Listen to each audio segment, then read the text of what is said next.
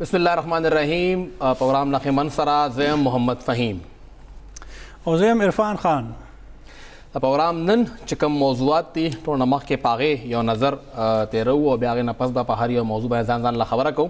زمون چې کوم نن پهلنې موضوع دی هغه د نن په خبر های کورٹ کې جسٹس کیسر رشید صاحب په سربراہ ہے کې دو رکنی بینچو هغه سماعت کړي دي نن پټرول او د اوړو بحران حواله سره او هغه کې کافی د غصې اظهار کړي دي. جسٹس کیسر رشید صاحب دا وینا وا چې اخر چیرمن نیب سکی لګیا دی کله هم دا غوي خپل ذاتی مفادی یا دا غوي خپل انټرست وی ال تغوي اکشن اخلي او خو چې زیاتره دونو کې چې کوم خو خلکو مفادی ال تغوي اکشن نه اخلي او ډېر غوسه هم وکړه او سبا چې کله دوباره سماعت کیږي نو هغه کې وفاقي وزیر پیټرولیم او سیکرټري پیټرولیم راغوسته چې هغه دوانه د حاضر شي او سره ډي جی نیب خیبر پختونخوا هم راغوسته دي. هغه خبره کوو خو چې کوم زموږ دویم ټاپک ته هغه د زموږ د قبایلی سیمه واحده یونیورسيټي فاټا یونیورسيټي کما درادم خیل کې جوړ کړی شوی و. دا هغه چې کوم وایس چانسلر صاحب دی دا هغه خپل مدت پوره شو په 4 مارچ باندې اغوی کور ته لاړل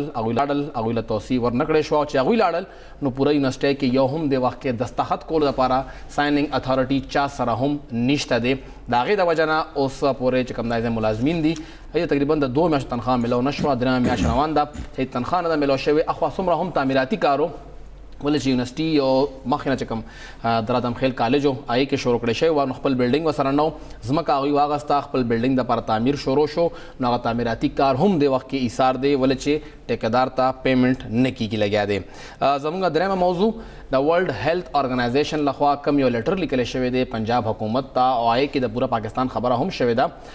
په لاک ډاون باندې هغوی څه خفګان اظهار کړی دی طریقه ټیک نه وه د پاکستان لخوا د لاک ډاون کولاولو حواله سره دا وینا وه چې لاک ډاون کولاولو لپاره چې کوم شپږ شرطونه خودی شوي دي هغې کې یو شرط باندې هم پاکستان پوره نه رسي ځکه دا لاک ډاون کولاول نو پکار دا د وینا وه. نور خبرې هم پکې ډېرې شوي دي په دې موږ بیا تفصیل کې خبره کوو او چې کوم زموږ اخرنی ټاپک دی هغه دا چې نن وزیر اعظم عمران خان صاحب په مشرۍ کې قومي اقتصادي کونسل اجلاس شوی دی چې هغې کې د خیبر پختونخوا نه گورنر شاه فرمان صاحب او وزیر اعلی محمود خان صاحب دواړو شرکت کړی دی. هغوی خبرې کړي دي د قبایلي سیمې دپاره چې کوم 3% نیشنل فاینانس کمیشن نه ورکولو خبره شوې وه د هغې مطالبه یې دوباره کړې ده چې دا څومره پیسې راکړې هغې کم طریقه کار دی کم کټوتي ده د نورو صوبو نه هغه وکړې او ویلي کېږي چې کوم هینډ آوټ راغلی دی چې وزیر اعظم صاحب بلوچستان او پنجاب ته وینا کړې ده چې تاسو دا پیسې خیبر پختونخوا له ورکړئ. یو کال تقریبا پوره کېدو والا دی چې دغه انضمام شوی دی یو کال نه زیاتو شو چې انضمام شوی دی خو اوس د هغې څه صورتحال دی الیکشن تقریبا یو کال کېږي چې هلته کې شوی دی په دې موږ خبره کوو. عرفان صاحب پهلنۍ خبره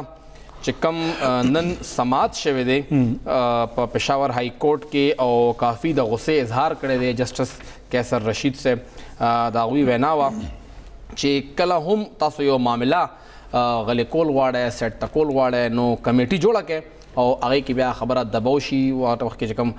د اوګرا نماینده راغلی هغه دا وینا چې موږ جي کمیټي جوړه کړې ده چې کم پیټرول پمپ نه پیټرول نه ملېږي ته موږ کاروایي کوو نو دا وینا وه چې کمیټي خو صرف معامله دباولو دپاره وي کاکردګۍ دپاره نه وي او کافي غوسه چې صرف میټینګونه کېږي د وزیرانو او مراعات اخلي نور څه هغوی نه کوي. چیرمین نیب باندې هم کافي غوسه چې هر خبر باندې نوټس اخلی چې تاسو خپل ذاتي څه انټرسټ پکې وي خو چې کله عوامو خبره شي ټایم بیا نوټس نه کېږي آټا چې کوم پیټرول بحران دی پای باندې هم تاسو غلی نو خپله خوښې کیسونه دلته اخلي او هغوی سبا وفاقي وزیر پیټرولیم سیکرټري پیټرولیم او ډي جی نیب خیبر پختونخوا راغوستی دي چې تاسو راشئ او جواب راکړئ چې آخر دا پیټرول ولې نه ملاویږي.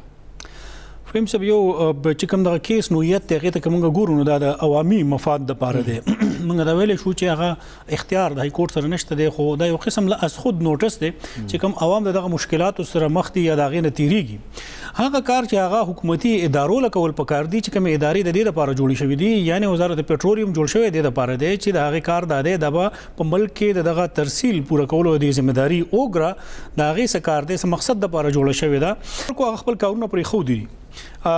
مجبورۍ نه بیا تاسو ګورئ چې زموږ په عدالتونو باندې څومره بوج دی او هلته دا کیسونو التوا ولې زیاتېږي په هغې کې هم مختلف څیزونه دي په هغې به هم ذکر کوو چې ولې سرکاري افسران انټرسټ نه اخلي ولې هغه کیسونه بیا په کلونو باندې روان وي په هغې کې التوا کېږي د تاخیر ښکار وي مثالونه به هم تاسو له د هغې درکوم چې کوم دغه یو کیس نوعیت د عوامي مفادو په حق کې ډي جي نیب سبا راوخته شوی وفاقي وزیر پټرولیم او سیکرټري پټرولیم چې کوم یو روایتي طریقه ده د بیوروکراسي یا د خلکو آیا سبب دا راشي یا برانه شي یا د سیاستدانانو او به وي چې یو ډېر ضروري میټینګ دی اسلام آباد کې ځکه نشو راتله سیکرټري پټرولیم صاحب یا وفاقي وزیر صاحب ډي جنیب تل د اسلام آباد ته میټینګ لا هغه په خبر نه بهر او ځکه هغه نشي راتله بهرحال دا سيزونه دا خبره برازي چې کوم یو روایتي طریقه را روانه ده خو بیا دې ته هم کتل پکار دی کومنګا د دې شیزونو نه علاوه دا وګورو چې د وفاقي وزیر پټرولیم سره اختیار څومره دی آیا هغه دومره اختیارمند دی چې دا شیزونه هغه وکي یعنی کله چې بیا پرایم منسٹر نوټس اخلي هغه ډېر غوسه تاسو مننه اخبارونه کتل تحقیقات کوي کمیټي جوړه شو کم کسان نه کوي موږ د هغه لایسنس معطل کوو هغه جیلونو کې اچو د مسلې حل بیا هم نه راوځي کار هغه په کار دی چې د مسلې حل راوځي او د خلکو ته ریلیف ملاوي شي پرونو موږ ذکر کړو چې په 1508 د خیبر پختونخوا په پټرول پمپو کې 1156 بند دي بالکل صرف په 352 کې پټرول ملاويږي بیا دغه طرف ته راځو چې دا کارونه ولې سکیږي حکومت یا د غیر ادارو په خپل سيزونو باندې اختیار نشته که نن ما یو خبر تیرې دوه نظر نه چې کله ډیر زیات په حکومت باندې پریشر او دباو راغی چې کوم پټرول پمپ مالکان دي یا کوم خلک دي یا آیل کمپنیز دي د اغوی له طرف نه چې د اغوی کم ډیماند حکومت هغه ته سرندر شو یا حکومت وی چې او موږ د دې کوم خبرې دي یا کوم مطالبات دي دا به ومنو دی مطلب دا راشي پټرول بنور ګرانیږي فیصله پاږي کې سو شولا فیصله خبره ده حکومت ته په دې خبره تجویز مخې ته راغلی دی یقینا چې دا فیصله هم راشي چې هر میاش بعد پټرولیم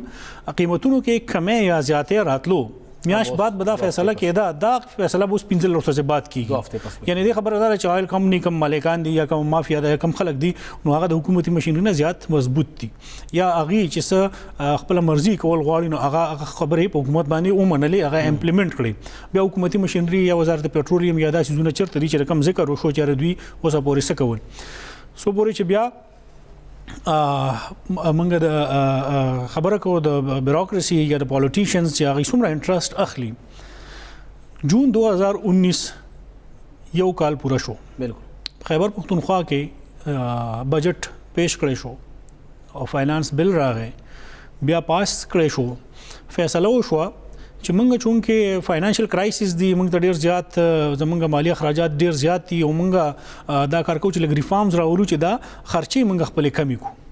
هغه لپاره فیصله دا شوې ده چې 60 سال په عمر کې څوک ریټایر کیږي د هغه موږ ایکسټند کو 63 سال ته پاګې باندې ډیر زیات اختلاف هم راغی په بیوروکراسي کې هم اختلاف راغی بهر حکومت چې دا موږ فیصله ده ریفارمز ایجنډا دا موږ سر ته رسو هغه ریفارمز ایجنډا یعنی 1 پوینټ ایجنډا چې صرف دا خبره وا چې د ملازمت عمر دی یا 63 سال شي یا د 60 سال بحال پاتې شي دغه حکومت یو کال کې دغه یو فیصله ونکړې شو دا غي نه بعد تاسو د گورننس نور نظام ته څنګه ګورئ الټا معاملات خراب وځ تاسو دا خبره کوم فیصله واپس لاړه اوس د کې دا خبره چې هغه حکومت خپل نه کړی دا معاملہ زنډېدله یو کال کې تاسو ته صرف د یوې خبرې یو مثال درکوم چې هغه تاسو مخې ته دي یعنی سرکاري ملازمینو د مدت حواله سره حکومت په یو کال کې فیصله نشي کولای چې منګه آیا دغه 63 سال وساتو که دا 60 سال منګه واپس وساتو چې کوم موږ ته بریفینګ راکړی شو اوس موږ بلین اف روپیز موږ په دې کې بچت موږ ته ملاویږي موږ دا کارو چې کوم خلک دی ابا کار کوي اوس دې کې وګورئ فهم صاحب های کورټ هغه سیټ اساید کړه یا هغه د سکلا چې تاسو دا فیصله بس ټیک نه واپس کړي ها په دې کې بیا شو تقریبا 3 میاشتې برابرې دوه ولدي یا کم بیش 3 میاشتې یا دینه زیات چې د های کورټ فیصله راغلی صوبایي حکومت لاړو سپریم کورټ ته چې موږ بده باندې سټي آرډر راخلو یا موږ د های کورټ دا فیصله چیلنج کوو بیا په دې دوران کې چې څومره سرکاري ملازمین ریټایر شوي دي سر ډپارټمنټ باقاعده دغه نوټیفیکیشن هم کړی چې تاسو پنشن هم ورکړي خو اوس هم خلک په دې تذبذب کې دي ځوړند دي چې 60 سال عمر پوره شي آیا هغه ریټایر دی که ریټایر نه دی هغه ان سرویس دی که فرض کې ان سرویس دی بیا د هغه مخکې طریقې کار حکومت اوسه پورې نه دی واضح کړی که فرض کړه ریټایر شي نو د پنشن به سکیږي بالکل تاسو دا خبره کومه چې مونږه سنجیدګي یا مونږه د حکومت په دې سیسونو باندې چې کله خبرې کوو بیا موږ دا وایو چې بهر یو معاملې کې عدالت راځي کدا حکومت یا د ادارو دا کارونه ټیک کولې نو ولې بعد د خبرو نوبت د حد تر رسیدلې چې الته بدا کېدو یو خبره بلم نه کنه چې کله دا کیس سماعت کېد نو ظاهري خبره ده کیسه رشید صاحب غوسه چې دا ولې پټرول نه ملاويږي ډي جی نیب هم پکې راوغوست چیرمن نیب پکې ذکر راغی چې د هغوی کم ایکشنز دي یا هغوی کله هم نوټس اخلي نو خپل د خوښې دلچسپۍ کیسونو کې نوټس اخلي باقي نه اخلي دا خبره اوس پر خلکو کولې عدالت کې دا خبر رااله چې چیرمن نیب کارکردګي اوس دلچسپۍ پورې ده چې کوم ځای کې د هغه انټرسټ دي هلته کې هغه نوټس اخلي باقي نه اخلي عوامي مسلې هغه ته نه ښکاري. فهم صاحب ګوره دا یو لیبل ولګولی شي موږ دا وایو چې دا هغه په دغه اداره کې په جوډیشري کې په هغې باندې داسې خبرې کېږي بلکې روزانه بنیادونه چې کوم کیسونه کېږي په هغې کې دغه شانتې ریمارکس موږ ډېر اورو چې هغه راځي. سیاسي جماعتونه هم دغه الزام لګوي چې نایب جانبدار اداره جوړه شوې ده دا غیر جانبدار نه ده او موږ د سیاسي انتقامي کاروایانو نښه جوړوي. سر هغه سره جسټیفیکیشن دی سر دا سيزونه دي چې هغه ثابتې آیا سباله د جنیب صاحب راځي هم کنه خو که زه وګورم خیبر پختونخوا ته نو په کار چې دوی هم لکار شروع کی آیا په نوم باندې خپل اداره موجود ده کارکردګي دا غي دلته مونږ ونه کتلا په یو کال یا په دوه کالو کې چې کما هله ګولا په سند کې راغلی دا کما هله ګولا په پنجاب کې راغلی دا سند کې یعنی د مسلم پیپلز پارټي خلاف پنجاب نه دا اوس راغلی دا نه بدلی چې سکه خلک بدلی دا نه بدلیږي دا څنګه نه بدلیږي فهم چې کم کار کول غوښتل نو هغه خو بدل کو کم کار نه کول والی او نه دا نه بدلیږي دا سو کی کنه دا ذکر راغلی چې سکه دی هم بدل شي او نه کوي کنه زه کوخته اوس ما وی چیرې دی نه بدلیږي اوس خبره دار چې کوم کاروایی یا کارکردګي مونږ ګورو نه پسند کی هر څه چې دی یا په پنجاب کې مونږ ګورو هغه شانت مونږ ته په خبر خو کې ښکار نه شو آیا دلته دا خو ډیره ښه خبره کې فرض کړل د کرپشن کیسونه نه او آیا که صرف د کرپشن د کیسونه په خبر پختونخوا کې دی پورې محدود چې یو کلرک ونیو یو اپریټر ونیو یو مالی ونیو دا غنه ریکور وکړه یا هغه پلی بارګین وکړو نو هغه کې بیا د نائب باندې چې د هغه سمره ریکوري دا هغه تاسو کمپیریزن وکړئ چې باغې باندې بیا اخراجات سمره کېږي د میاشتې آیا که دغه لپاره جوړ شوی چې اخراجات زیات کیږي ریکوري ډیره کم کیږي یا هغه د نش برابرۍ یا بالکل نه کیږي کنه الته خو بیا هم زیات کیږي چې کوم پرفارمنس خو برابر شي کنه خدای یو څه په بلوچستان کې مشتا که غلط نیم او شته خو الته مشتا کنه صرف خیبر پختونخوا کې خیر څه خاص ښکاری نه کله کله عمران خان صاحب راغنو خلکو هغه ویډیو کته جاده درا مونږ سره د خواشته دي ګینه باقي صرف سند او پنجاب کې ښکاری درته وای چې کوم اوس دغه واقعیا دغه پېټرول دا مسله ده سیکټری پټرولیم راشي یا وفاقي وزیر صاحب راشي وفاقي وزیر صاحب خبره په قومي اسمبلی کړه وا خبر بدلته مو ریپیټ کی سبا خبره خونه ده نو دا دروغ بکله پورې چلیږي چې جی ارسشته ده موږ سره لس ورځې سٹاک موجود دی پټرول خپ کولو ملاویږي او په اخر دوه ټول فیک فوټوان دي چې کوم د خلک په لین کې ولاړ دي پټرول پمپ باندې دي نو فهم زه بوس چې امنینه نو او دا خو کلت نشته یو خو هغه چې چا نظر نه لګي او هغه ته سنخ کاری هغه هو ټیک دی هغه به کنوینس کول په دې خبرو باندې چې را په نظر هغه ته سن راځي او دویم هغه خلک چې هغه خوینی هرڅو او پسترګو باندې لاس کی دي نو دا ویل په کولو د بار به تسکی دا ډیر زیات سيزونه دا مونږ چې بار بار ذکر کوو چې ګراوند ریالیټیز سبل سر نظاره پیش کړي کاغه دا صوبه د کاغبل زیدي حکومتي ټوئیټر او فیسبوک اکاونټس چې دي نو هغه د هر څه ډک دی هغه چې ارس ټیک دي یعنی ایون دا وګورئ چې دغه غټه جرګه قومي اسمبلی کې هیڅ درو عمر ایوب صاحب دا وایي چې موږ ټول ارس ممکن جوړ کړی دی وس قسم نه دی او پرون تاسو ته ما د خیبر پختونخوا حکومت هغه ریپورت وکړ چې صرف په یو صوبه کې دا حل د پټرول پمپ بند دي نو آیا دینه بعد څه جواز پاتې کیږي اوس کاغه بیا خبرې کوي نو دا خو بل څه طریقه نه کیږي چې هغه سره په خبره کنوینس کیږي او ته وایي چې ستاسو حکومت یو ریپورت داده او ته وایي چې موږ ټول هرڅه ممکن کړی ون لگا پاره کې د هریپور ذکر هم شته د کم ځای نه چې دا وزیر صاحب تعلق دی یل د صرف 2-3 پټرول پمپ کولاو دی او باقي ډیر شیونه هغه بند دي بیا هغه وایي چې نه هر څه کولاو دی هر څه ټیک دي بهر د حکومت سیاسي هغه فهم صاحب آبا کوي درته چې دا خبره هم شو هغه ټیم کې د بل خبره هم شو چې کله سیکټری فود پېښ شوی نو اغوینه تاسو ته د وړو سی حساب کتاب دی نو ویجی وړه خډیر دي خلک ګران دي د پنجاب په نسبت باندې نو لکه دا اورو بحران نشته دی اورشتا دا غوي هم تفصیلی ریپورت غوي بل سماعت کې غوسته دي چې دا تاسو تفصیلی ریپورت جمع کې دا اورو هم څه خاص مسله خو نشته بس لګران دیواله کنه فهم زه مسلې خو ګورې سم نشته دی که ته وګورې مسلې خو سم نشته دی هر څه ټیک ټاک دی خو تاسو بیا هم چې هر څه ټیک ټاک دی خو ټوئیټر او فیسبوک پورې حکومت په دې نه خپه کیږي چې کوم صحیح شیزونه دي په کار چې داغه هغه هم اعتراف وکړي چې کوم ځای کې کوي ناکامي ده کوم ځای کې هغه ته مشکلات دي که فرض کړه وفاق د لارې هغه ته مشکلات دي نو په کار ده چې هغه حکومت ته خلکو ته وایي چې دا پټرولیم پورا کول دا ترسیل پورا کول دا د صوبایي حکومت په دایره اختیار کې نه دی دا د وفاق تر تنظیم دا شیزونه ټول راځي موږ وفاق ته بار بار ریکوېسټونه کړی دي دا لیټر یې مرتلي غلي دي چې حکومت وخی د خلکو ته چې موږ کم څه کول یا زموږ کم کار نه هغه موږ کړی لیټر لیکلی شي اوس نه لیټر لیکل شي لیکل شي عمل درآمد کیږي هغه به خبره ده خو لیکل شي اوس پاغه باندې څومره عمل درآمد کیږي یا د صوبایي حکومت هغه ته څومره ویټیج ورکړي کیږي څومره اهمیت ورکړي په وفاق کې دا د هغوی کار دی نو بیا دی وایي د خلکو ته چې صوبایي حکومت خو د صوبې د عوامو سره ولاړ دی موږ دوی د هیڅ قسمه مشکلاتو سره نه غواړو چې دا مخ شي خو وفاق چونکې زموږ خبره نه مني یا پنجاب کې لابي دومره مضبوطه دی چې هغه زموږ خبره نه مني هغه خلک بیا دا شیزونه نه انشور کوي یا وفاق دومره کمزورې دی چې کوم آیل کمپنیز دي او کوم خلک دي کوم مالکان دي یا نور دي دا غوی په مخ کې بس به بس دي په کار کې دا خلکو ته وي دا غلط خبره نه ده تر چې کوم دی مونږ ګورو ادا غیر ملکی خلکو دي زموږ خپل نه دي دغه خلکو فرانچایز اغسته دي هغه مخ کې به ډیسټریبیوټر کار کوي لګیا دي د ډیسټریبیوټر خلاف موږ بالکل څه نشو کولای بالکل موږ کمزوري چې دا کس چا کم نه مالک هم نه دي صرف هغه ټیکا غسته راځي د خرصومه 700 پټرول پر راځي ما مخ خرصومه دا پټرول هغه دومره مضبوط دی چې الته حکومت ته اړو سویل نشي چې یو کس دوه دی ونیسي دا د کم از کم د نشانه عبرت جوړ شي دا کسان نو وره موږ نیولې د سزا وشو خو څه امکان شته دومره مضبوط فیصله حکومت کولی شي جوړ بشي تاسو یو ذکر کوم دلته همیشه هغه کار کیږي چې کله خلک د یو مشکل صورتحال نه مخ شي که هغه د چینو ګرانی که هغه د وړو ګرانی که هغه د پټرولیم ګرانی یا نور ټول شیزونه چي دي دا ټول مصیبتونه باندې تیر شي دا غینه بعد حکومت رایخ شي کمیټي جوړ کړي کمیټي بیا درې میاشتې لګي انکوایري کوي تحقیقات کوي او دغه بعد جوړیږي اوس تاسو دې ذکر کوم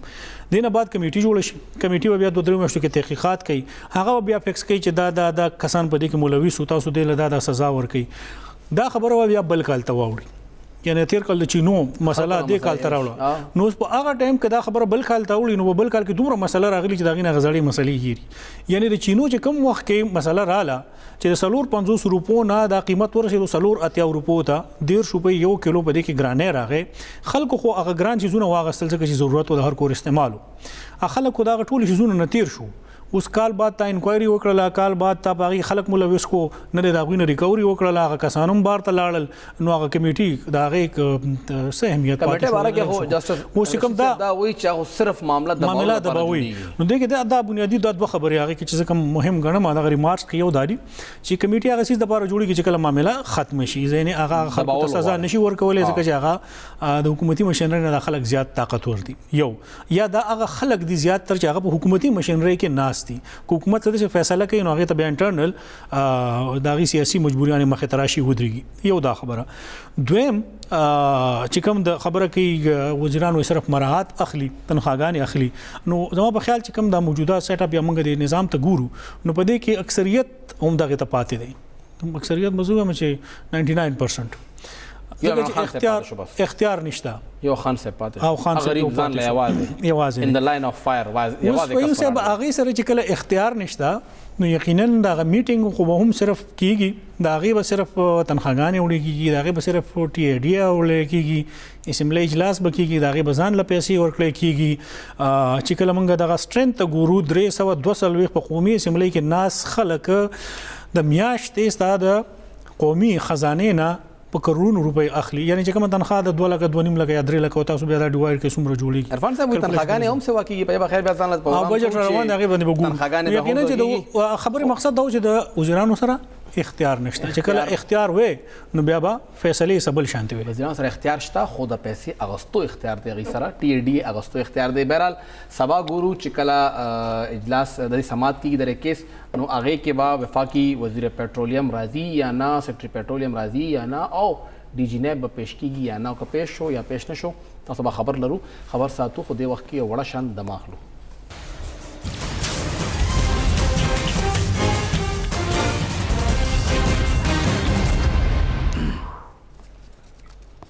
پروګرام کې یو ځل بیا هر کله فهم صاحب همیشه موږ ذکر کوو چې کوم زمونږ پسمانده ضلع دي هغه ته اوس پورې چا هم هغه شانتي توجه نه ورکړي، هغه ترجیحات هغه طرف ته شانتي وشوم نه دي. کثیر وختونو کې دغه سیمونه منتخب خلک قومي اسمبلی ته تللی دي، سېنیټران منتخب شوي دي، خو هغوی هم هغه شانتي کارونه نه دي کړي کم چې هغې ته پکار یا کم بجټ و یا سلک ډېر د هغې موږ وایو چې سلک ډېر اثار خو ښکاره شوی وی چې څه دي. د فاټا یونیورسټي مسله را روانه وه او د هغه ځای خلکو چې کم تعلیمي مستقبل کمې طریقې سره تباه کېږي لګیا دی، د هغې دپاره اوس هم څوک هم د سنجیدګۍ مظاهره نه کوي، یعنی چا هم قومي اسمبلی په دغه فورم باندې یا په نور فورم باندې د هغې لپاره आवाज نه دی اوچت کړی چې د خلک دغه د هغوی مستقبل د نوي نسل هغه موږ څنګه محفوظ جوړو. د فاټا یونیورسټي مسله روانه ده چې هلته ملازمینو تنخواګانې هم بندي شوي دي. دویم پکې دا راځي چې اوسه پورې حکومت هغه څیزونو کې ناکامه دی کوم چې دوی یو نوی اکټ راوړی وایس چانسلر تقرري اوسه پورې نه ده شوې. په هغې کې څه ډېرې زیاتې خبرې مخې ته راغلي دي د پسند ناپسند چې کوم لیسټونه تیار شوي دي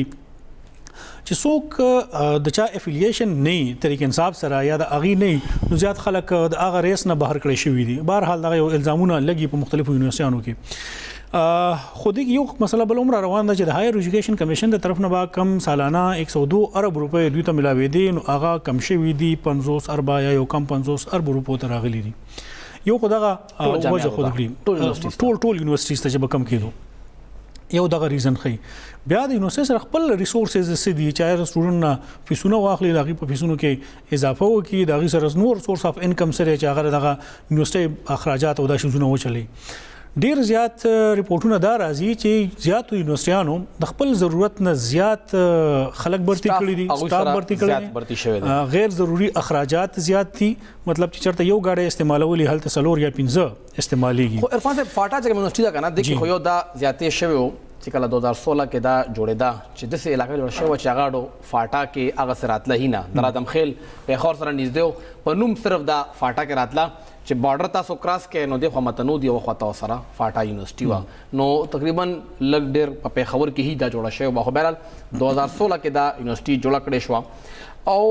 تقریبا دې وخت کې هلته 900 طلبه او طالبات دي، جن کې لږ کمی دي، خو تقریبا 700 پورې هلته کې سټوډنټان د وخت کې سبق وی لګیا دي. وہ ډپارټمنټس دي پولیټیکل ساینس، سوشالوجي، میتھس، انګلیش، جیولوجي او سره مینجمنټ ساینسز دی. خو خبره دا وه چې کله 2017 کې ډاکټر طاهر شاه صاحب هلته کې تعینات کړی شوی 3 کالو دپاره، د هغه مدت 4 مارچ 2020 باندې پوره شو. جی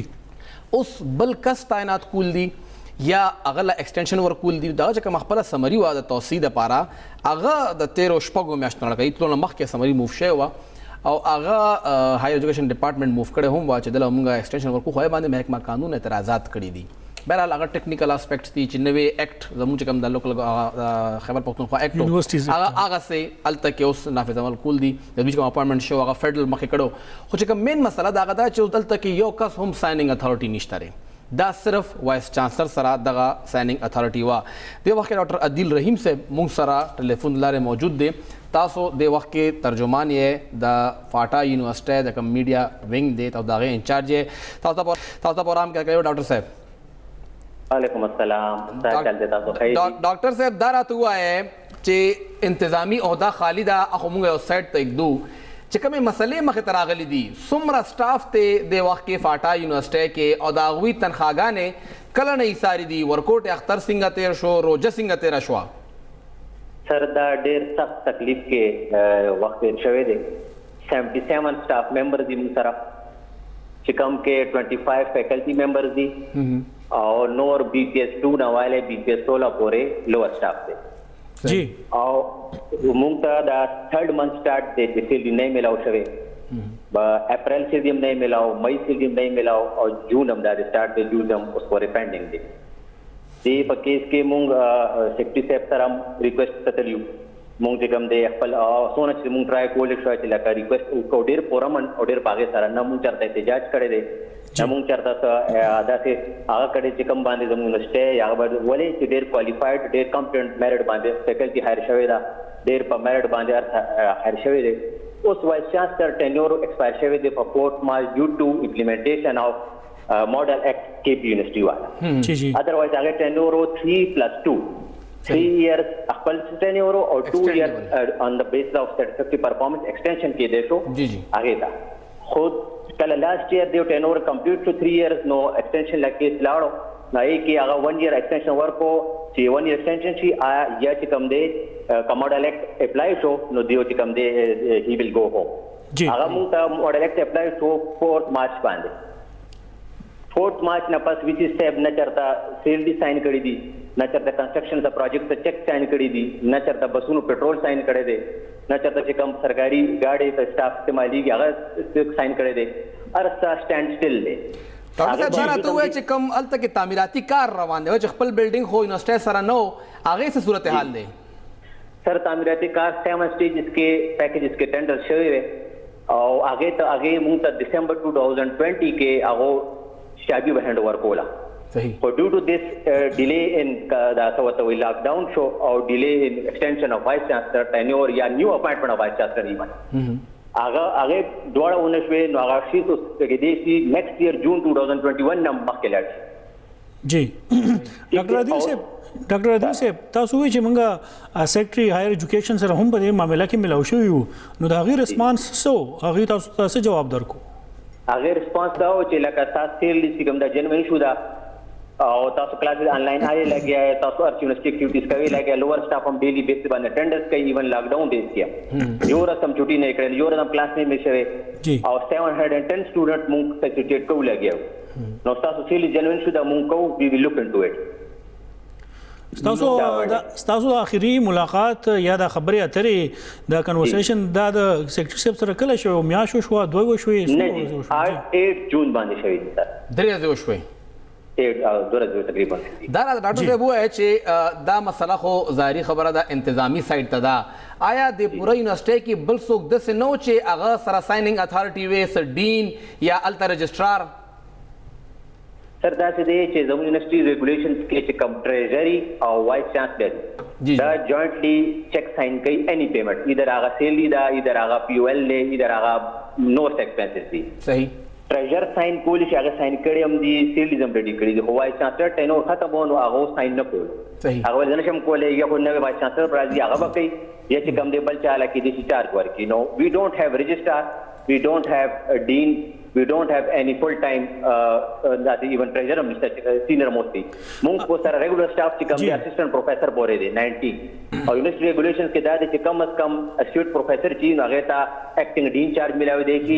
یا ایکټینګ نور داسې انتظامی عہده ملاوي دی چې کم کې دا فائنانشل سیلز او د ایکسپنسز او د کینو پکې گو تھرو کې دي ډاکټر عادل صاحب اخري پښتنه کوم چې کوم د وایس چانسلر اپاینټمنټ دی یا دا کوم هغه دی ایکسپایر شوی دی یا ریټایر شوی دی مدت پوره شوی دی دا غینه بعد څه داسې مشکلات دي چې دا غي په وجه باندې د نوی وی سی تقرری نه کیږي سر مشکلات دا دي چې لکه دیو تا مارچ نه مخکې فروری کې لیټر شوی یونیورسيټي طرف نه جی چې او دا وایس چانسلر صاحب کړو چې زموږ ټینور چې کوم دی کمپلیټ کیږي لګیا دی او تاسو چې کوم دی نیو وی سی لپاره ایڈورټایزمنٹ وکړي یا ماته ایکسټینشن ګرانټ کړي ادروایز فائنانشل کرنچ براشي او فائنانشل ایشوز به ټول سټاپ شي صحیح ده هغه په سمری چلاړه پہلا سیکرټری چډي صاحب ته سیکرټری صاحب چې کوم دی لا اپ مارک کا لا والا بیا څه کمنټ وکړي بیا راغه لکه درې سرو میاشي چې هغه یو پکار دا چې کوم ایڈورټایزمنٹ کو بشو کنه وی سی برا اغستو 4 months is a lot of time one can hire a vice chancellor in 4 to 6 months نو ایڈورټایزمنٹ مونږ شو ایکسټینشن مونږ شو او ایسه مونږ شو زیرو پروګرس ته هغه نوال نن پورو دیکھئے ډیر شکریہ ډاکټر عادل صاحب تاسو موږ سره موجود و عرفان صاحب زموږه ترجیح وا لکه دا ډپارټمنټ دومره ودو زموږه هایر ایجوکیشن ډپارټمنټ چې وی سی روان دی اوس راځي شوی اوسم نه دی خو سم ودره لکه تاسو وخت نه مخ کې تاسو د خبرو کړل چې اوس تاسو را پاسو یونیورسيټي کې د نه ګوره وی سی وی بیا نه پس پرو وایس چانسلر وی ډینز وی کې د بلا شیخه کوي هایر ایجوکیشن کمیشن منسٹر څوک دی هغه چا سره د ډپارټمنټ نه فهم صاحب خان دیمه زه تاسو نه صحیح تاسو کوم تاسو دومره غي ته وګورئ لاپرواهي ته وګورئ چې په فروری کې هغه لیټر کوي د وایس چانسلر د یونیورسيټي او ورته وایي چې زما ټینور په دې میاش کې په دې تاریخ باندې ختميږي چې کوم اکټ صوبایي حکومت خپل جوړ کړی دی حکومت د هغه سيزونو په خپل وایولیشن کې خلاف ورزي کوي یعنی چې کله یو وی سی ریټایر کیږي دا غنه میاش ونی مخکې بعد ټول ریکروټمنټ پروسس کې او نوې وی سی به اپاینټ کې چې کله وی سی ریټایر کیږي چې تابل وی سی اپاینټ کړي او دا هغه دفتر خالی کېدونه په نیکسټ ډے هغه خپل چارج واخلي او ټول معاملات سنبال کی اوس هغه ایشو راځي چې په فروری کې هغه لیټر کړي وایي چې زه ریټایر کېږم تاسو نوې وی سی اپوینټ کړئ که نوې نه کوئ نو زما د ایکسټینشن دپاره څه وکړئ نو آیا فروری او دا بیا جون دی 4-5 میاشتې کې تاسو وایي ډپارټمنټ اوده دی اوده خو ډېر ښه خو چې بیا هم وړه خیر راپاسي منسټري د چا سره ده دغه ټول چیزونه څوک ډیل کوي دا یوازې د یو یونیورسيټي خبر نه ده غوړزو موږ ذکر کوو چې د باچا خان میډیکل کالج او دغه شانت نور ډیر زیات وی سیز دي هغه هم د ریټایر شوی دي دا هغه کوم د نوی ویسا اپوینټمنټ نه کیږي دا خیر به سیستم کوشش کنه دا سره روان دي یونیورسيټي سیستم نو دا خو بالکل تاسو د ایکشن تاسو د سیستم خبره کوئ تاسو سیستم خبره کوئ هغه سیستم چې کوم حکومت جوړ کړي په هغه سیستم کې په خپل دغه نظام وایلیشن کوي خلاف ورزي کوي کم اکټ چې دی حکومت په خپل نافذ کړي هغه حکومت د خپل به هغه خلاف ورزي کوي نو بیا د بهر نه کس نشي راتلی چې تعالی سیستم ټیک د بهر نه کس راځي فهم صاحب درې موضوع طرف ته هم زو ولا شان د ماخلو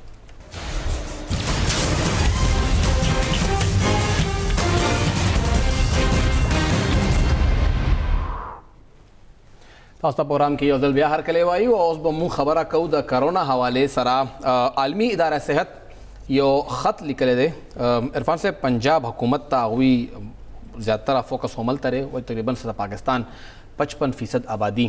52-55% آبادی ملته کې دا پنجاب جی هغوی دا وی چې پورا پاکستان کې صورتحال ډیر زیات خطرناک دی څومره هم ټیسټونه کیږي آی کې 24% تشخیص کیږي لکه څلور کسان ټیسټ کوي نو یو کس پکې تقریبا پازیټیو راځي دا زموږ چې ټیسټونو کم کیپاسټي دا هغه دی کې دا بل خو دا وایي چې 50,000 ټیسټونه یومیا تاسو خپل دا کیپاسټي د لیول ته راور سره ضروری ده چې کومه اوس پورې موږ نه درسولې پاکستان کې تقریبا یکم مئی باندې لاک ډاون دورو نرمېدل شروع شو او دا غي 2-3 هفتو کې دننه کیسونو کې ډیر زیات تیزی رااله دا داوی وینا ده او ای چې کوم شپږ شرطونه یاد کړی دي چې لاک ډاون کولاوړو د پات کوم شپږ شرطونه دي پلانې دا چې جی مرز چې کوم خوريږي لګیا دي دا هغه تاسو خوردو باندې کنټرول موندلی وي دویم دا چې کوم نظام صحت د تاسو دومره مضبوط وي چې هغه متعلقه مریض را پیدا کړي او دا مریض د زما دا علاج کولی شي او بیا هغه نه مرز خوردونه ایثارول شي دا تاسو نظام صحت چې دومره ای کې ایبیلیټي وي بیا هغه ته کوم کسان کانټیکټ کی وی هغه ته معلومات کولې شي دریم دا وی چې څومره زیات زونه دي کم ځکه خلک دا متاثر شي دي اده کم نه کم کړي شي لکه متاثره خلکو چې کوم علاقې ټچ کړي دي ټچ کړي دي کورونا کوارنټاین سنټر اده کم کړي شي چې کوم د کار زونه دي بازار کې دکان شو مال شو یا دفتر شو الته کې د حفاظتي سامان ټول موجود وي دا د لپاره څلورم شرط دی پنځم دا دی چې کوم د بار نه کسان راځي تاسو هغه د لپاره یو پورا سیستم ډیولپ کړي چې څنګه به هغه کس راځي ځان سره به دا وایرس نه راوړي که راوړي نو څنګه موږ هغه علاج کوو او اخرنی شرط دا دی چې خلک د پای باندې پورا پوي وي دغه چې کوم دا دویم شرط دی دې مطلب خپل حیرانو چې کوم کانټیکټ هیستوري هغه موږ سره راوړو چاشته دی نه زموږ خو هیلث ډپارټمنټ که د خیبر پښتونخوا که د پنجابي که د سند هم وي یا د بلوچستان وي او خو دا شرط پوره کول نشي او دبليو ایچ او دا وایي چې پاکستان د شپږ شرطونو کې یو هم نشي پوره کولی ځکه دوی ته لاک ډاون کولاول نه پکار فهم صاحب اول کوم خبرې کوو د عالمي اداره صحت چې موږ وایو الته طبي ماهرین ناستي خلک ناستي او هغه په دې مرض باندې پوهیږي زه په دې خبره نه پوهیږم چې شپږ میاشتې تیریږي نو چې هلته دنیا کم قابل ترین خلک ناست یا ټینک ناست دي شپږو میاشتو کې د مرض علاج وسه پورې ولې معلوم نشو ویکسین ولې وسه پورې تیار نشو دا غي پاک لبان دغه دبليو ایچ او سمره خپل کوششونه کړي دا غي نه هم خلک خبر کی دا د هم وایي چې کله نه دا مرض راغله دی یا د دسمبر نه یا د جنوري نه او دا غینه بعد موږ دا ریسرچ شروع کوو موږ تحقیقات وکړل او موږ اخیری د نتیجې ته رسیدلی یو او شپږ میاشتې بعد به موږ بیا دا ویکسین تیار کړ یا دا میډیسن موږ تیار کړ دا غي په خپل باندې خو بالکل خپل کارکردګي بیان نه خو د بهر حال خو بیا موږ راځو د لاک ډاون او هغه یقینا چې هغه حکومت په دغه خپل فیصلو کې با اختیار وي هغه خپل فیصله په خپل باندې کوي اخوی زیات کنسرن شو کړی دی د پنجاب متعلق او بیا خاص کر باغی کې ټارګټ کړی دی لاهور چې الته ډیر زیات کیسونه دي رپورټ هم مغه تلاغه لوکم چې هغه هیلث ډپارټمنټ نکلی شو دوا خبرې دلته فهیم صاحب هغه کې راځي یو طرف ته حکومت وای حکومت پاکستان چې دنیا زمونږ چې کوم د سمارټ لاک ډاون یا لاک ډاون کوم موږ طریقې سره هغه وکړو یا موږ کولاو کو نو دنیا زمونږ معترف ده او دنیا موږ په دې باندې فالو کوي چې پاکستان کوم انتظامات کړی دي. نیویارک گورنر به موږ فالو کوي یا مراد سعید صاحب. بل طرف ته عالمي اداره صحت وایي چې کوم انتظامات حکومت پاکستان کړی دي او خو د سره ټول انتظامات نه دي او دوی خو د دنیا دویم ملک دی چې هغه د کورونا وایرس خوري لګیا دی. د رشیا نه پس دویم خطرناک ملک موږ پاکستان یو چې هغه وي موږ خورو. که تاسو وګورئ چې کله د پولیو خلاف هغه شروع شو ډرایو شروع شو او موږ قطري هغه کړی وي 1993 یا 94 او 2020 راغی چې په ټوله دنیا کې ختم شو. دنیا په دریو ملکونو کې اوس هم د پولیو وایرس موجود دی، یعنی یو پاکستان دی، یو افغانستان دی، یو نایجیریا ده. زه په دې خبره باندې نه پوهېږم چې دنیا د هر ملک نه هغه ختمېږي ولې بیا زموږ په ملک کې هغه دی چې موږ 20 کاله بعد هم هغې سره جګړه کوو لګیا یو هغه موږ ختم نه کړی شو. قطرو حوالې سره بعض اوقات دی چې یهودي سازش او هم زموږ خلاف شروع وي آبادي کنټرول کولو دپاره دوی دا قطرې څکلې او زموږ آبادي څنګه سیوا شوه او بل طرف ته دا نه ګوري چې د بهر نه کومې ډالر دي حساب کتاب کې را روان دي او دلته د چا د هغې سره نوکریانې دي. یعنې چې په 13 لکه روپۍ ته یو کس دلته پولیو پروګرام کې تا اخیستی دی وخت ته 20 لکه او 13 لکه روپۍ تنخواه ورکوي او هغه ته هغه 3 ګاډي ته هغه له ورکړي دي یا هغه اخیستي دي نو دا به هغه پروګرام څنګه وي چې دا به ختم کړي. دا ټول چې کوم خبرونه موږ ګورو بلکې زه به دا ووایم چې خاموشي شي एकदम کیسونه راوځي چې پاکستان کې اتیا کیسونه مخې ته په دې کال کې راغلي دي ځکه چې هلته کله د فند د کمیدو خبر راشي. میلنډا اینډ ګیټس فاونډیشن سالانه څومره بلین ډالرز هغه ورکوي صرف د پولیو په مد کې. دا صرف یو تاسو ته هغه کوم بیا یونیسیف څومره کوي بیا ډبلیو ایچ او څومره خرچ کوي هغه کوي. دا خلک لګي به لکه مختلف ته روان شي حسابي بیا لګي به نه فهم صاحب دا شروع شو اخلي دا بلګي نه لکه نن 26 سال پس موږ د پاکستان کدا پیسې لګې دي صحیح مانو کې او کوم مقصد د پاره هغه سل کېږي نو په کار و چې هغه مقصد موږ حاصل کړی وي خو چې 20 کاله بعد موږ هغه ونه کو نو بیا چې کم دغه بهر حال هغه موږ بل طرف ته پکې لاړو. اوس د عالمي ادارې صحت په کوم شیزونو باندې کنسرن دی یقینا هغه خپل تحفظات او اظهار کولی شي یا ویل دی وجنه دا هغه خوريږي.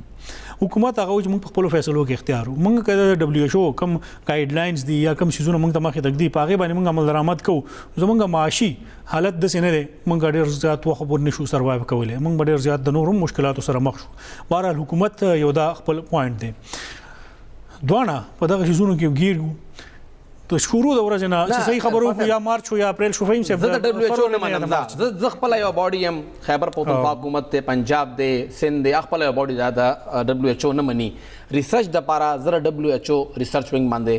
ټول زمانه سار پاغوي باندې وي ما خپل ریسرچ وینګ نشته چې د مړی نه کرونا خوريږي یا نه کوارنټین سنټر به څنګه وي هغه موږ دینه کاپی کوو موږ سره خپل اسم نشته دی پیسې موږ عمدغه یو ان نغواړو لګیایو عالمي بانک نغواړو یو موږ له پیسې لګیا دي بیا غي نه پس موږ په کوم سترګو دا وایو چې ته موږ ته غوړې ډیکټیشن مراکا په خپل مختلف فیصله کولی شو او نو فیصله غو تاسو مې اختیار د حکومت سره دا اختیار خو دبليو ایچ او سره نه دی یا چې هغه غني یقینا کم خبره ریکمند یا سو هغه او اشاره دادي دي کې والا مسله راځي فهم صاحب الله دې نه کې فرض کدل تکل خبر راشي چې د فند باندې لکټ ولګوي او تاسو انتظامات چې کوم دي دا ټیک نه دي دا غي نه بعد به بیا حکومت پر خپل فیصلو باندې سوچ شروع کی سنجیدګۍ سره چې موږ لسه کول پکار دي. بهرحال حکومت تیزی سره چې کیسونه روان دي فهم صاحب او عمران خان صاحب هم ویلي دي چې راتلونکي میاش کې یا یو نیمه کې د دې به عروج وي دا به غوړه پته مدي شورونا کله غوي جون یادای کله مې یادو اوس غوي د جولای ټایم ورک ډیر اتمه دا غوي دا خو چې الله د خیر وکي چې پاکستان کې دا کیسونه کم حد دي یو وړه شان دماغ لوي.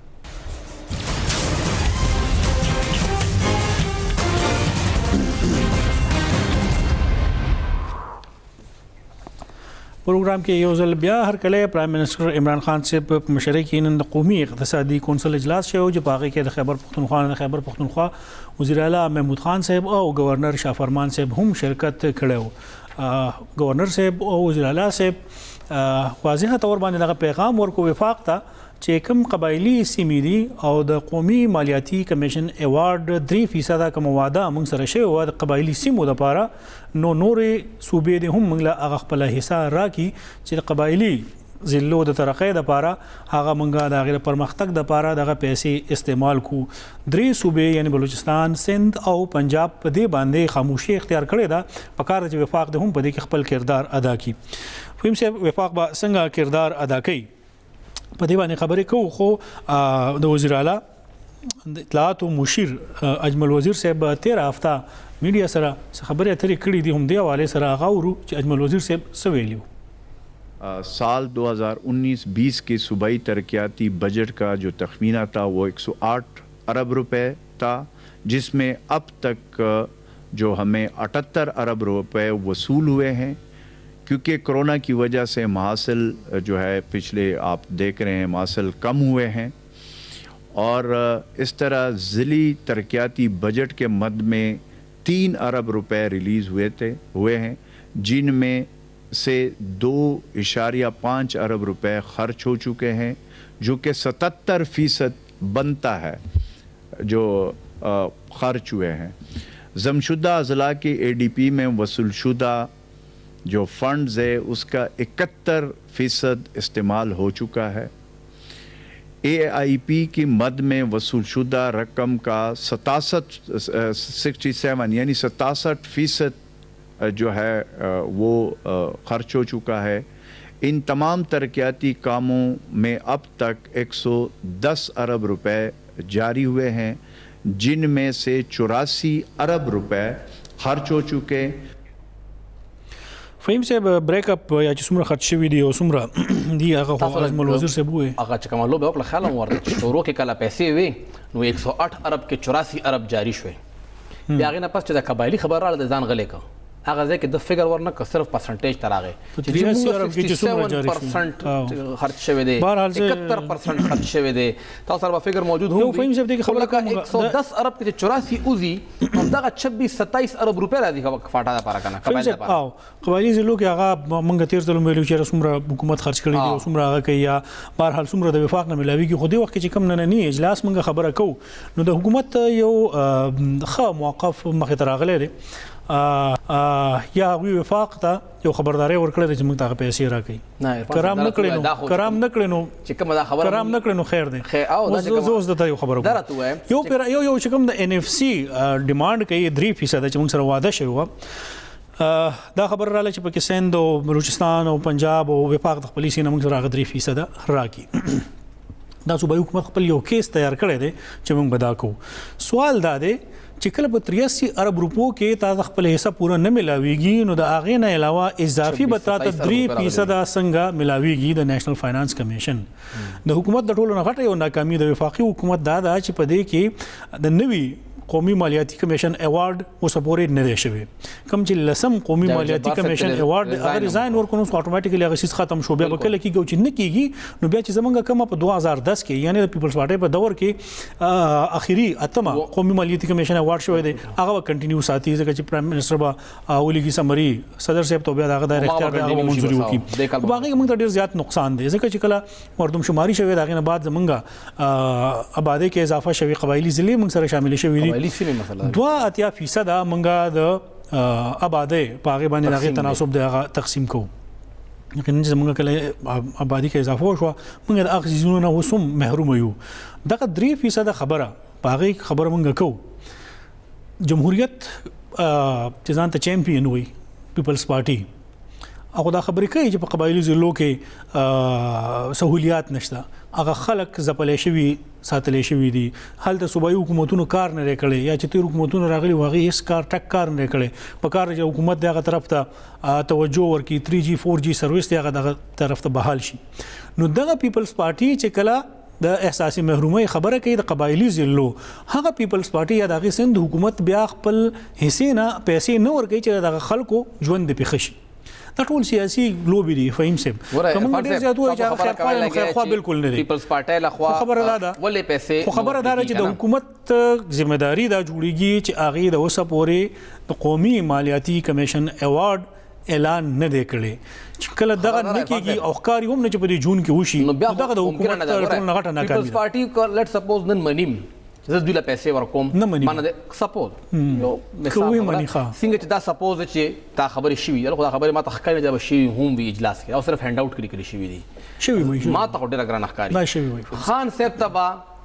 محمود خان صاحب او شافرمان خان صاحب څنګه دا وایي شوي به ځکه چې دا چې مال راکړه د پنډ بجلی منافع ته څنګه دا وغوښته زه تاسو خبرو کوم خبردار عرفان صاحب. دا به شوي ځکه چې دا شیزونه په ریکارډ باندې راوستل ضروری وو بجټ تیاری شروع ده فاینانشل کرایسس دی د وفاق طرف نه الریډي موږ ته ډیر زیات شارټ فال روان دی د 200 ارب روپو حکومت هغه شیزونه نه ظاهر کوي که سباله سباله ډیر زیات شیزونه راځي او نو که سباله دا شیزونه د الزام په صوبایي حکومت راځي نو دوی سره به یو جواز جوړي چې تاسو ته موږ ویلو موږ هینډ آوټ پیسې راکړي موږ هینډ آوټ جاری او موږ ته پیسې راکړي دا یم عرفان صاحب چې دغه پیپلز پارټي د پیسې ورکوي نو هغه لپاره چې کوم پلیټ فارم دی هغه پلیټ فارم دی نېشنل فاینانس کمیشن وفاقي حکومت چې کوم کمیشن هم جوړ کړی دی دا دویم کمیشن شو 13 کال هم دی جوړ کړو او روان کال هم دی جوړ کړ دوه صدر مملکت جوړ کړیو او دوه باندې اعتراضات مخه تراغلي دي دوه باندې صوبې رضا نه دي چې کله صوبې رضا نه وي نو بیا به څنګه التاغوي یو ځای کې نه اول خو اغوي 13 کال خو بیا د عمر صاحب داغه مشوره پکې ناست دي له دوی بالکل داغه سیستم بدل کړو یو لس کسانو کمیټه جوړه شوی و مشیر خزانه پکې هم کېنو لیو خبره دارا چې کله حکومت اغوي ځان سره په ټیبل کېنو لنشي نو بیا باغ څنګه خپل پیسې ورکړي بل خبردارا چې سند نه ورکړي کنه بلوچستان ولنه ورکی لګیا دی الته هو پی ټی آی ناستره پنجاب ولنه ورکی لګیا دی الته هم پی ټی آی ناستره وفاق کې هم پاکستان تحریک انصاف ته دغه پوره صوبې نه کومه قبایلی سیمه ته هم ګورو په 52 کې دنه 39 ام ان ایز دغه سیمه ورکړي دي ګونګیان ناستي یو خبره کې تل ټول قشار ټولوم په قیادت باندې اعتماد اوس پورې نه بحال کوم د 2010 خبره کوو چې هغه ټایم کې آصف علي زرداری پریزیډنټ وو هغه د بلوچستان کې او باغ کې اپوزیشن جماعتونو ناسو یا اتحادی او ډیر زیات مشکل صورتحال ملن هغه وخت پنجاب د سیمه رضا کو هغه خلک کاغه رضا کولې شو نو بیا دا وخت کې چې درو صوبو خو مکمل هغه ته اعتماد پکارو چې حاصل وي او سند حکومت هم سپله ګډه خبر باندې راځي کړي او پکارو دا کېده خو چې کله سیاسي اختلاف دومره حد ته ورسي چې د کورونا کیسونه راځي او پرایم منسٹر صاحب صرف په دې وجه باندې د کراچۍ دوره نه کوي چې الته د سند کې د پیپلز پارټي حکومت دی نو بیا الته د ان اف سی ایوارډ نه چې نور کارونه نه کیږي او یو بنیادی فورم اخیری خبره کوم فهم یو اخیری خبره چې موږ وایو اس او پیز فالو کو او یا دومره مهمه فیصله کیږي یا د هغه اجلاس کیږي هغه په ویډیو کانفرنس کیږي چې کوم ځای کې سلو یا شپږ کسان پاغي کیوي د سی سی آی کونسل اف کامن انټرست یعنی مشترکه مفادات کونسل اجلاس چې کیږي نو هغه کې چیر کوي هغه پرایم منسٹر او د سلو روانو صوبو وزرای اعلی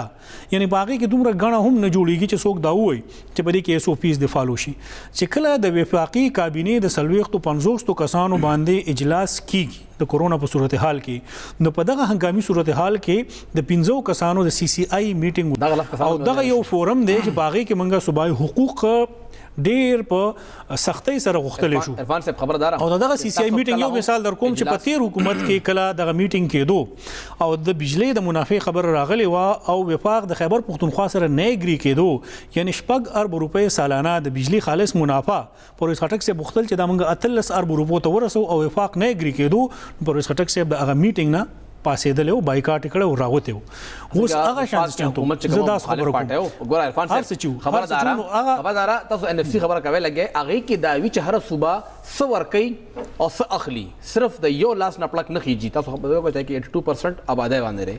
دا 82% آبادی آی کې د پنجاب مین کردارو چې آبادی له تاسو دلا ویټیج ورکه 10% آئی کې غربت نو آئی کې سند ته هم فائدہ وا خیبر پختونخوا ته هم فائدہ وا یو پرسنٹ ډیویزبل پول نه مونږ ته ملو شو مونږ پاغي باندې راځو او بیا هغه کې دنه تقریبا 2.7% انورس پاپولیشن ډنسټي چې کومه زیاته رقبه او خلک پای کې لګوي هغه مطالبه د بلوچستان منل شوی وا او 5% آمدن حواله سره ول چې پنجاب سند اوي چلاوي چې کراچي زموږ معاشي هب دی دا غوي دا مطالبه وا دا هر چا یو مطالبه آئی کې منظور شوی وا ځکه خبره شوی وا قبایلی سیمه دغه 3% هم کیږي خو چې څوک کی خونی تاسو ورکه غویلا نو بس درکی تاسو سترګې پټې کړې زموږ مطالبه دا او دا موږ منو څه ممکن نه دا که خیبر پختونخوا دا 1% ډیزل پول نزي نو دغه 3% دا پروګرام وخت ختميږي خو یو میسج راغلی دی زموږ یو ورور ډیر لري ناشته مسقط نه عثمان زموږ ورور دغه میسج کړی دی او مسقط کې هغه ناست دی او هغه ته هغه ځای کې هم د پېښور او د خیبر پښتونخوا پېټرولو مسله ده هغوی دا وایي ضلعي انتظامیه چېرته ودره پېټرول مونږ ته ولې نه میلاویږي لګیا دي نو زموږ مسقط نه ورو ما چې دا پیغام مونږ شامل کړو او تاسو هم مونږ ته خپل پیغام راکولی شئ کوم زموږ واتساپ نمبر دی تاسو پای باندې 0313887995 باندې خپل پیغام راکې جمعه داسې هم ستاسو را همږ روزانه ستاسو پیغامات خپل پروګرام کې شاملو پروګرام وخت خپل سر ته رسي خپل کوربه محمد فهیم او عرفان خان ته اجازت ورکړئ د الله پامان